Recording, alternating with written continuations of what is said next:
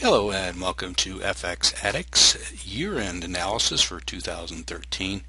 We are ending the year here on a kind of a positive note, if you could say that, at least economically. We had some good numbers out of the U.S. today for consumer sentiment, 78.1, which is a little higher than the 76 that was originally expected, and much better than last month's 72. So an improvement here for the consumer in the U.S. And that was really about all the news there was today. There wasn't too much other than that. Case-Shiller price index for the U.S. also showing quite a bit of an increase year over year, over 13% on houses. So a little bit of inflation there for housing. But this week will promise to be pretty quiet on the economic front.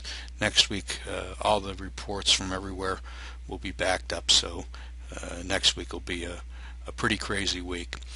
So nonetheless, here we are. We're ending 2013, and pretty much everything ending very close to where it started off the year. Some things up slightly, others pretty much down a little bit.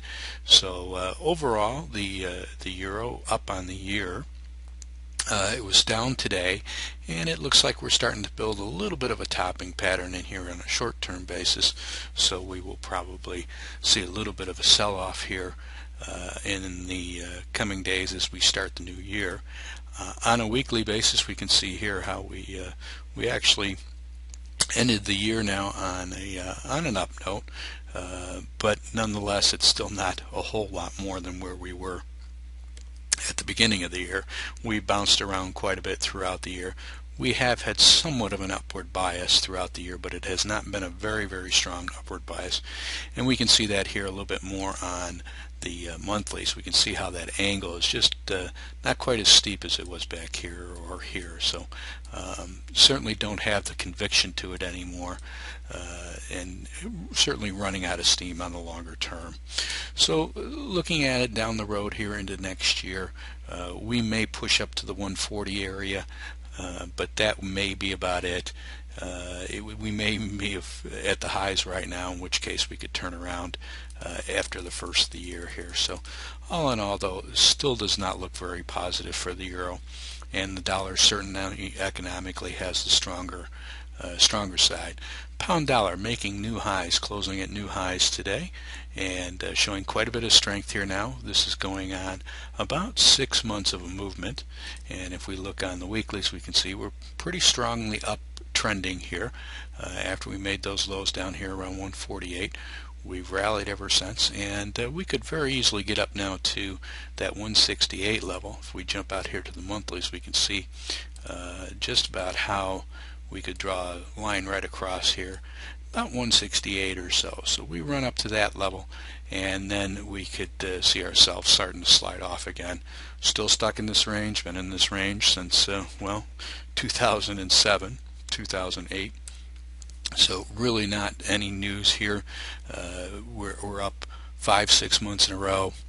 Not really anything to write home about, and certainly nothing to get excited about. So still longer term downtrend, and still looking for this market to turn around and at least test the lows down here around the 140 area, if not even lower. U.S. dollar against the Swiss franc, nice rebound today after 2 days of selling and one very extended day last Friday. We've recovered quite nicely, and looks like we're probably putting in some lows here. So the question is, how far do we go from here? Do we just go up to the upper channel line, which is still a decent distance away, around 94, or do we keep on moving and move on up above these trend lines that we have? Jump out here to the monthlies, these long-term trend lines.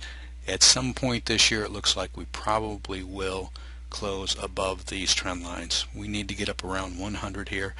That would break a multi-decade downtrend going all the way back to the 70s. So that would really set things up then for several years of upward movement here, which would be wonderful to play again. Those kind of moves are great. We had this nice down move for 10 years. It ended with this spike low.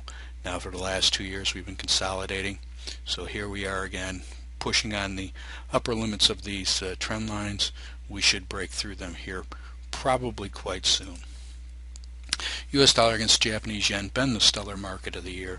Outstanding. Again, making new highs today as we close on the year. So really strong here. Looks like it's going to continue to move up. Really nothing to change that. We're looking for it to run up to around the 120, 125 level. Get out here on the monthlies, we can see that a little easier. We get up into this area, right up into here. Very easily. Within the next few months we could be up in there. Probably by August or September we'll have completed the pattern, and then we can consolidate from there and bounce around that area for a while. Euro Swiss up today, pretty much in the same range we've been in for the last 5 trading sessions now, and really looking like we're probably going to stay in this range for a while. Maybe move up to the upper end of the range, which is around the 123.50 area, and possibly even start to break out. Now, if we jump out to the weeklies here, we can see how this market does like to move, consolidate, jump up, consolidate a little bit, jump up again, consolidate. So here we are. We've been consolidating for quite a long time now, and a move up would be certainly in the cards here. So longer term, still looking for that to happen. Look for it to really rally up and eventually get up around the 130 area. Euro yen, another new high today, spiked up there and then fell back. Now again here this is a little bit different because we do have the weakness of the yen, but the euro also being weak, so it's a fight out as to which one of the weaker is in control. And so far the yen has been the weakest, so it continues to move up here. And the euro looking very good on the weeklies, also moving up very nicely, and on the monthlies also. Now the second month in a row we're finishing out the month at another new high here, so we could push up to around the 148, 150 level, and then we could see a little bit of a pullback. So we've come a long ways from the lows here. We're up this year now, we're up quite a bit from the lows, and really looking very, very strong still, like we're going to keep going. So a lot to be said for a market that can move like that. U.S. dollar against Canadian, down for the second day in a row. We're forming this little bit of a pattern here. We would go up and make new highs and then get really shot down quite nicely. So what's happening here is, if you look at the commitment of traders, we can see that there is a lot of selling going on by the large specs and the small specs, but the commercials keep buying. So probably a pretty good indication that at some point here we're really going to break out and move to the upside. And we talk about this quite a bit, and this market is really building up some momentum here, and we can see that by this curvature in this in the patterns here as we move up.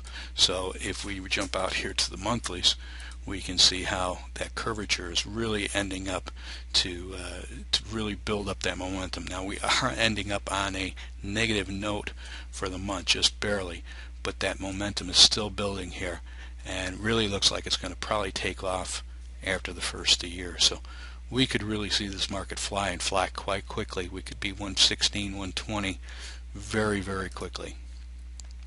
Australian dollar against the US, up just slightly on the day.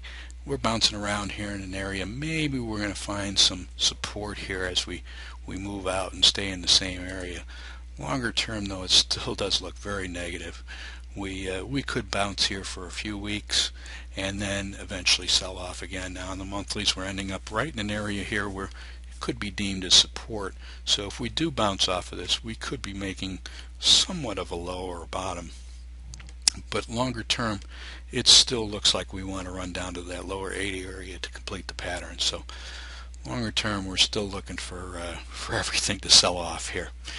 And a little bit on a different note here, we'll take a look at crude oil, and this is U.S. crude oil, and we're coming down, and then we'll quickly look at Brent. Also, it's coming down, but Brent has been holding up a little bit stronger than the U.S. crude, and that has a lot to do with the production of U.S. crude really coming up. They're estimating that we're going to get up to or very close to 9 million barrels a day of production. That's quite a bit. So we're relying less and less on world oil, and that's a pretty important thing, because Up till recently, we were the largest user. Now China is. And so the dynamics are shifting around the world. But this is pretty important because this dictates the flow of funds between countries. And if the U.S. is producing more oil, needing less money from outside, that gives it more money to spend outside on other things. So that could be a very good positive for the dollar. And going forward then, if Brent continues to hold up its pricing while the West Texas Intermediate starts to sell off again, that would be very, very important for the strength of the dollar. So very big deal. There's something to keep your eye on throughout 2014. Well, that is it. I hope everybody has a very happy new year and look forward to speaking with you next year. Thank you.